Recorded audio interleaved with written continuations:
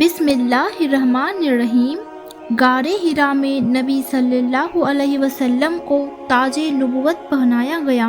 مکہ مکرمہ سے تھوڑی دور پر حرا نام کا ایک پہاڑ ہے جس کو غار حرا کہا جاتا ہے۔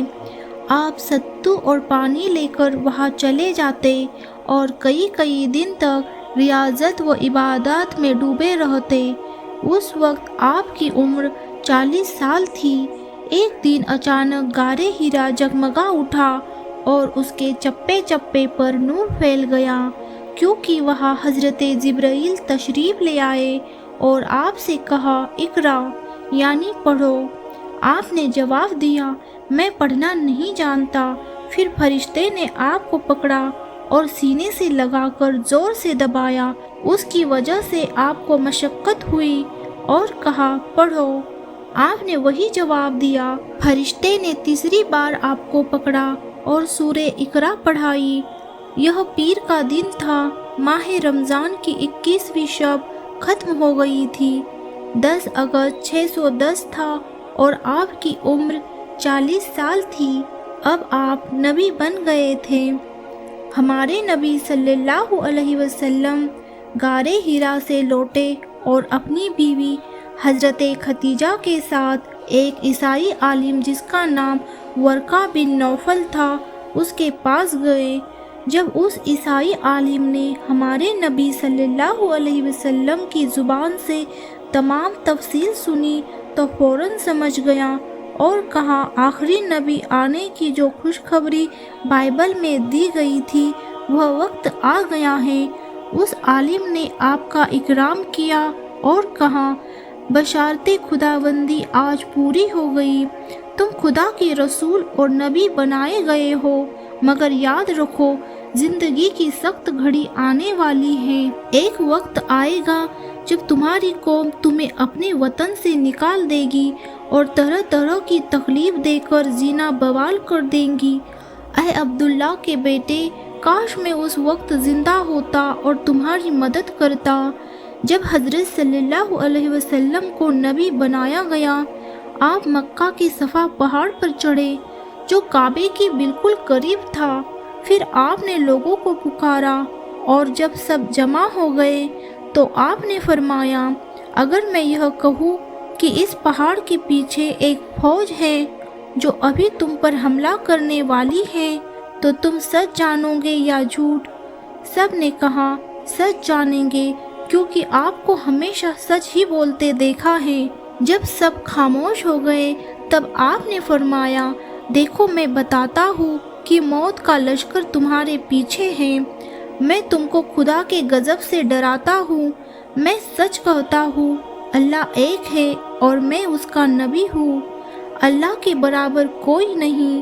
بتوں کی عبادت چھوڑ دو، ایک اللہ کی عبادت کرو، اس کے حکم کو مانو اور تمام بری باتیں چھوڑ دو، تم نجات پاؤ گے۔ آپ یہ بھی فرماتے تھے اللہ کے سوا کسی اور کی عبادت کرنا شرک ہے اور شرک حرام اور سب سے بڑا پاپ ہے۔ شرک کی سزا بہت سخت ہے۔ شرک کرنے والا مرنے کے بعد دوزخ میں جائے گا اور ہمیشہ دوزخ کی آگ پہاڑوں کو چٹانے جیسی ہے جو ہمیشہ جلتی رہتی ہے، کبھی نہیں بجھتی۔ دوزخ میں بڑے بڑے سانپ اور بڑے بڑے بچھو ہیں۔ شرک کرنے والا ہمیشہ دوزخ میں جلے گا۔ دوزخ کے بچھو اس کو کاٹیں گے اور سانپ اس کو ڈسیں گے، وہ موت موت پکارے گا۔ کفار مکہ نے جب آپ کا یہ واز سنا تو بہت خفا ہوئے، کیونکہ وہ بہت سی مورتیوں کی پوجا کرتے تھے اور انہوں نے کعبے میں بھی بہت سے بت رکھے تھے۔ حضرت صلی اللہ علیہ وسلم کے چچا کا نام ابو لہب تھا۔ وہ زور سے چلایا اور کہا محمد تیرا ناس ہو، کیا تو نے اس واسطے ہمیں بلایا تھا؟ لیکن خدا کے قہر نے پکارا ابو لہب تیرا ہی ناس ہوگا۔ آخر کار سب اٹھ کر چلے گئے۔ جب آپ نے اسلام کی دعوت پیش کی تو سب سے پہلے 5 لوگوں نے اسلام قبول کیا۔ عورتوں میں آپ کی بیوی حضرت ختیجہ نے، بڑے مردوں میں حضرت ابو بکر رضی اللہ عنہ نے، جو آپ کے جگری دوست تھے، بچوں میں حضرت علی رضی اللہ عنہ جو آپ کے چچا زاد بھائی تھے، غلاموں میں حضرت زید نے جو حضرت خدیجہ کے غلام تھے، باندیوں میں حضرت ام ایمن نے اسلام قبول کیا۔ ام ایمن نے بچپن سے ہی حضور کی خدمت کی تھی اور اپنی گود میں آپ کو کھلایا پلایا تھا۔ ان 5 لوگوں کے علاوہ اور بھی چند لوگوں نے اسلام قبول کیا، باقی سارا مکہ آپ کا دشمن ہو گیا اور خون کا پیاسا ہو گیا۔ حضرت صلی اللہ علیہ وسلم کو اور آپ کے ساتھیوں کو طرح طرح کی تکلیف پہنچانے لگے، کبھی اتنا مارتے کہ سارے کپڑے خون میں تر ہو جاتے اور سارا بدن لہو لہان ہو جاتا۔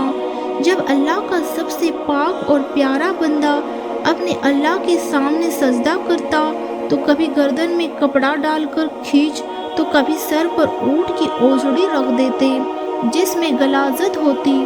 جب ٹھیک دوپہر کا وقت ہوتا تو غریب مسلمانوں کو پکڑتے اور تیز دھوپ میں پتھریلی زمین پر ان غریبوں کو لٹاتے اور چھاتی پر بھاری پتھر رکھ دیتے کہ حرکت نہ کرنے پائیں، اور بدن پر گرم ریت بچھا دیتے تھے، اور کبھی لوہے کی آگ پر گرم کر کے اس سے داغتے تھے۔ جو لوگ اسلام قبول کرتے تھے ان کو یقین ہو جاتا تھا کہ یہ تمام مصیبت دوزخ کی آگ کے سامنے کچھ بھی نہیں۔ ان کو اللہ سے اور رسول صلی اللہ علیہ وسلم سے اتنی سچی محبت ہو جاتی تھی کہ وہ ان تکلیفوں کو راحت سمجھتے تھے۔ اس لیے اسلام قبول کرنے والوں کی تعداد دن بدن بڑھتی جا رہی تھی۔ مکہ کے مشرکین بے چین تھے کہ کیا کیا جائے، خاص طور پر ابو جہل کو حضرت صلی اللہ علیہ وسلم سے سخت دشمنی تھی۔ وہ دن رات اس فکر میں رہتا تھا کہ اسلام کو جڑ سے ختم کر دیا جائے، مگر اسلام گھٹنے کی جگہ بڑھ رہا تھا اور مسلمانوں کی تعداد میں بھی اضافہ ہو رہا تھا۔ ان تمام باتوں کا خیال کر کے مکہ مکرمہ میں کمیٹی گھر میں، جس کا نام دارالندوا تھا، قریش کے تمام چھوٹے بڑے سرداروں کی جنرل میٹنگ ہوئی۔ میٹنگ شروع ہوتے ہی شیطان ملعون دارالندوا کے دروازے پر ایک بڑے بزرگ کی شکل میں آ کر کھڑا ہو گیا۔ اس نے جواب دیا، میں نجد کا ایک بزرگ ہوں، مشورے میں شرکت کے لیے آیا ہوں۔ لوگوں نے کہا، تشریف رکھیے۔ شیطان میٹنگ میں آ کر بیٹھ گیا اور میٹنگ شروع ہوئی۔ لوگوں نے اپنی اپنی رائے دینا شروع کیا۔ ایک نے کہا محمد کے ہاتھ پاؤں میں زنجیر ڈال کر کسی مکان میں بند کر دیا جائے۔ دوسرے نے کہا اونٹ پر بٹھا کر کسی دوسرے ملک میں چھوڑ دیا جائے۔ ابو جہل نے کہا ہر ایک قبیلے سے ایک ایک نوجوان لیا جائے اور سب مل کر تلواروں سے ان کا خاتمہ کر دے۔ اس صورت میں تمام قبیلے والے ان کے خون کے ذمہ دار ہوں گے اور اکیلا ہاشمی خاندان سب قبیلے والوں کا مقابلہ نہیں کر سکیں گے۔ ابلیس اب تک خاموش بیٹھا تھا۔ اس نے سر اٹھایا اور کہا ابو جہل کی رائے سب سے اچھی رائے ہے، اور پھر ابو جہل کی رائے پر سب کا اتفاق ہو گیا۔ دارالندوا میں قبیلے قریش کا مشورہ ختم ہوا اور ادھر حضرت جبرائیل حضور کے پاس تشریف لائے اور فرمایا قریش نے آپ کی قتل کا منصوبہ بنا لیا ہے۔ آپ جس بستر پر آرام کرتے ہیں وہ آرام نہ کرے، اور اللہ نے آپ کو ہجرت کی بھی اجازت دے دی ہے۔